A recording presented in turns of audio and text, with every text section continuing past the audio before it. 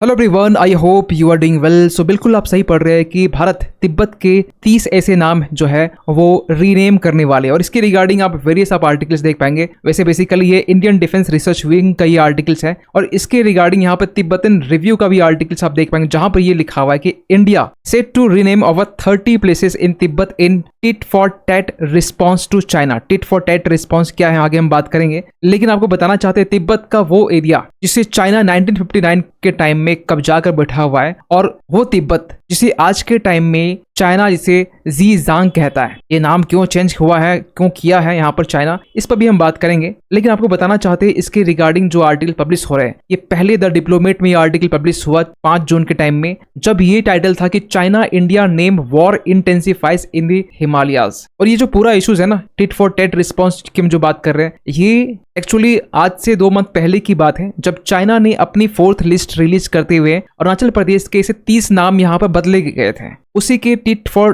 TET response में यहाँ पर इंडिया ने ये प्लान किया है कि यहाँ पर तिब्बत के ऐसे 30 नाम यहाँ बदले जाएंगे। और इसके रिस्पॉन्स में जब ये आर्टिकल पब्लिश हो रहा था, चाइना इस तरह के स्टेटमेंट दे रहा था, उस वक्त वहां पर डॉक्टर एस जयशंकर ने यहाँ पर ये कहा था कि अरुणाचल प्रदेश जो है आज के टाइम में ना वो इंडिया का पार्ट है, था और हमेशा रहेगा। और इसके रिस्पांस में यहाँ पे ये भी कहा गया था कि चाइना जब मन चाहे वो ऐसे किसी इंडियन स्टेट्स को, इंडियन टेरिटरी का जो नाम है वो चेंज करता रहता है। इवन कि इसके पहले भी आपने देखा होगा 2017 के टाइम में उन्होंने पहली लिस्ट जारी किए थे, 11 ऐसे नाम को चेंज किया था। 2020 के टाइम में, 2021 के टाइम में, ये चाइना का ना एक तरह का टैक्टिक्स है। इसके पहले भी चाइना ने इस तरह का हरकत पहले भी रिपीट किया है और इसके पहले चाइना अरुणाचल प्रदेश को अपने में बताता था, लेकिन उसके बाद में नाम चेंज करने की जो टैक्टिक्स है वो सामने आती रही। इसके बाद में इसी के रिस्पांस में यहाँ पर डॉक्टर एस जयशंकर कहते हैं कि अगर मैं आपके घर का नाम बदल दूं तो इसका मतलब ये नहीं कि आपका जो घर है वो मेरा हो गया। अगर हम बीजिंग की कुछ लोकेशंस के नाम चेंज कर देंगे, इसका मतलब ये नहीं कि बीजिंग हमारा हो गया। तो उस टाइम यहाँ पर डॉक्टर एस जयशंकर ने चाइना को ये रिस्पॉन्स दिया था। और उसके बाद में बहुत सारे आर्टिकल पब्लिश हुए जिसमें ये भी कहा गया कि हमें इतने से काम नहीं चलाना है। इवन कि भारत सरकार को यहाँ पर यह करना है कि जिस तरीके से चाइना अरुणाचल प्रदेश के 30 नामों को चेंज करने की बात कर रहा है, हमें भी अपनी तरफ से टिट फॉर टैट रिस्पॉन्स में चाइना के या फिर तिब्बत के ऐसे 60 नामों को चेंज कर देना चाहिए। और इसके रिगार्डिंग वेरियस आपको आर्टिकल्स उस वक्त देखने को मिले होंगे। किरण रिजिजू के तरफ से भी चाइना को स्लिम्स किया गया था। लेकिन सबसे बड़ा क्वेश्चन निकलता है कि चाइना ऐसा क्यों करता है, और उससे सबसे बड़ा सवाल यह है कि तिब्बत जिसे चाइना 1959 के टाइम में कब्जाया हुआ था, वो तिब्बत जो कि जहाँ की जो पॉपुलेशंस है बुद्धिस्ट को फॉलो करते हैं एक बड़े नंबर्स में, जहाँ की कल्चर्स इंडिया के कल्चर से काफी सिमिलर है, वो रीजन चाइना आज के टाइम में कंप्लीटली डिस्ट्रॉय करना चाहता है। तभी तिब्बत का जो नाम है वो चेंज करके ज़ीजांग रखा गया। इसके अलावा भी आपने रिसेंटली देखा होगा, पिछले मंथ की हम बात करें, जब चाइना की जो मोस्क है, जो मस्जिद है, उनका जो डिजाइन है, जो स्टाइल है, वो अरेबिक स्टाइल में चेंज करते हुए जो मोस्क के जो डोम्स होते हैं, डोम्स को हटा दिया गया, जो मिनारेट्स होते हैं वो हटा दिया गया, जो मून होते हैं मोस्क में, उस मून को भी यहाँ पर हटा दिया गया। तो चाइना आज के टाइम में पूरा जो चाइना रीजन है ना, वो कल्चर के साथ में कहीं ना कहीं खिलवाड़ कर रहा है। और जो एक सिमिलर कल्चर की हम बात करते हैं, मैड्रिड कल्चर्स की बात करते हैं, वो कल्चर चाइना आज के टाइम में पूरे चाइना में स्प्रेड करना चाहता है और उसमें भी तिब्बत को भी इसमें शामिल करना चाहता है। लेकिन जो तिब्बतन्स है, जो तिब्बत के लोग हैं, जो मानते हैं दलाई लामा को, जो कि 14th स्पिरिचुअल गुरु है तिब्बत के, इनका ये मानना है कि ये इंडियन सॉइल के सन है। मतलब इन्होंने यहाँ पे एक टाइम ये कहा था कि I am a son of Indian soil and that I am a messenger of Indian wisdom, so we are close to Indian culture but not to China's. आज के टाइम में तिब्बत के लोग जो है ज्यादा जुड़ाव फील करते हैं इंडिया के कल्चर से, ना कि चाइना के कल्चर से। इवन के दलाई लामा ये भी कहते हैं कि जो भारत है वो तिब्बतन्स, जो कि तिब्बत के लोग जो तिब्बत में रहते हैं, वो दूसरा घर है। ऐसा क्यों कहा जाता है, इसके पीछे रीजन है, आपको बताना चाहते हैं। 7th और 8th सेंचुरी के टाइम में एक स्कॉलर्स हुआ करते थे, एक फेमस स्कॉलर जिनका नाम था, जो साक्य डायनेस्टी, वो साक्य इंडियन वाला साक्य नहीं, ये साक्य अलग है, उससे बिलोंग किया करता था। उसका नाम है ब्यूटन रिनचेन ड्रब।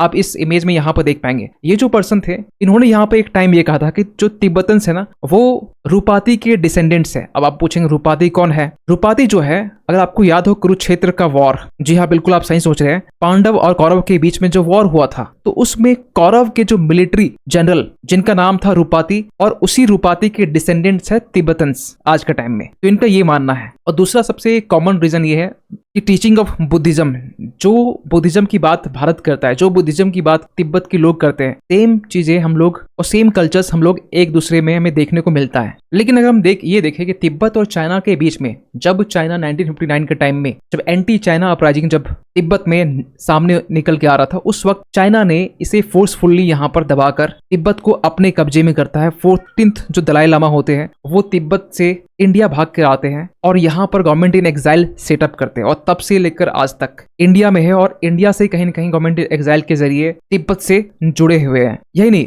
1959 से लेकर अब तक कहीं न कहीं चाइना हमेशा कोशिश करता रहा है कि तिब्बत में फिर से एंटी चाइना अपराइजिंग्स न निकल के आए। लेकिन आपको बता दें कि 2008 के टाइम में एक ऐसी घटना होती है, इस पर आगे हम बात करेंगे, लेकिन 2010 के बाद से चाइनीज गवर्नमेंट ऑफिशियल्स और दलाई लामा के जो रिप्रेजेंटेटिव्स हैं इनके बीच में किसी भी तरीके का फॉर्मल नेगोशिएशन अब तक नहीं हुआ है। अब बोलेंगे 2010 से पहले हुआ था, यस हुआ था, क्योंकि 2008 के टाइम में जिस तरीके से प्रोटेस्ट हुआ था, चाइना जिस तरीके से बड़े नंबर्स में एक मैसेकर हमें देखने को मिला था तिब्बत में, क्योंकि तिब्बत जो है अपने तरफ से कुछ डिमांड ये कर रहा था। डिमांड क्या था? देखिए 2002 से लेकर 2010 के बीच में तिब्बतन स्पिरिचुअल लीडर जो दलाई लामा है, इनके रिप्रेजेंटेटिव्स और चाइनीज गवर्नमेंट के बीच में नो राउंड टॉक्स होते हैं इस बात को लेकर एक्चुअली तिब्बत को ऑटोनॉमी मिलनी चाहिए या नहीं मिलनी चाहिए। क्योंकि जो दलाई लामा है वो ये कहते हैं कि हमें चाइना से अलग नहीं होना है, चाइना से अलग होने की हम बात नहीं करते हैं, लेकिन तिब्बत के जो लोग हैं, तिब्बत जो रीजन है, हमें ऑटोनॉमी चाहिए। तिब्बत को एज ए पीस जोन आप डिक्लेयर कर दीजिए, क्योंकि यहाँ पर चाइनीज आर्मी रहती है। चाइनीज आर्मी किस तरीके से तिब्बतन्स के लोग जो है इनके साथ में एट्रोसिटीज करती है, इसको देखते हुए यहाँ पर एक पीस जोन डिक्लेयर कीजिए। तिब्बत के जो लोग हैं रीजन, इससे ऑटोनॉमी प्रोवाइड कीजिए। लेकिन इस बात से चाइना इत्तेफाक बिल्कुल नहीं रखता है। आपको बता दें कि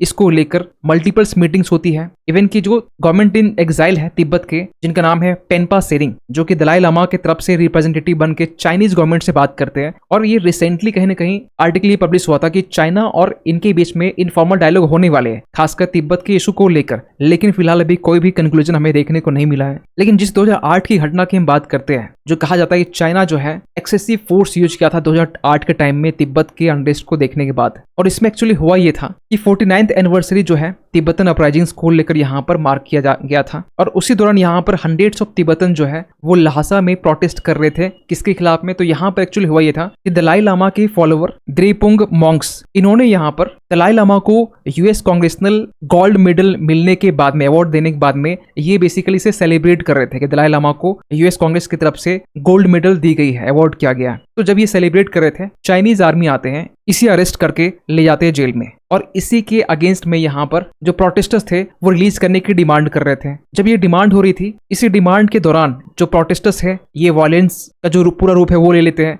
वायलेंस एस्केलेट होता है, और इसी दौरान यहाँ पर 140 जो पीपल हैं उनकी डेथ हो जाती है। और 2008 से लेकर अब तक चाइना हमेशा कोशिश करता है कि कभी भी किसी भी तरीके से फ्री तिब्बत वाला जो नारा है ना वो हमें देखने को ना मिले। और इसके लिए ना रिसेंटली एक आर्टिकल पब्लिश हुआ था, इसमें ये कहा गया था, ह्यूमन राइट्स वॉच की तरफ का जो रिपोर्ट था उसमें ये कहा गया कि चाइना आज के टाइम में एक्सट्रीम प्रेशर क्रिएट कर रहा है तिब्बतन्स जो है उसे रिलोकेट करने में, क्योंकि चाइना ये चाहता है कि ऐसी आवाज जो डिमांड ये करती है कि चाइना तिब्बत को ऑटोनॉमी चाहिए या फ्री तिब्बत की डिमांड करते हैं, ऐसे लोगों को फोर्सफुली यहाँ पर रिलोकेट करके दूसरे जगह पर बसाया जाता है, और उसके जगह पर चाइनीज लोगों को वहां पर रिलोकेट किया जाता है। तो ये चाइना आज के टाइम में फोर्सफुली कर रहा है। आपको बता दें कि अब तक 2016 से लेकर अब तक 1 लाख, लगभग 1.5 लाख जो रेजिडेंट्स हैं इन्हें रिलोकेट किया जा चुका है। और जब चाइना से पूछा जाता है ना आप ऐसा क्यों कर रहे हैं तिब्बत के साथ में, तो चाइना ये कहता है कि हम लोग जो सर्व्स एंड स्लेव्स जो है ना आज के टाइम में तिब्बत में, उसे फ्री करने की कोशिश कर रहे हैं ताकि तिब्बत में प्रोस्पेरिटी और मॉडर्नाइजेशन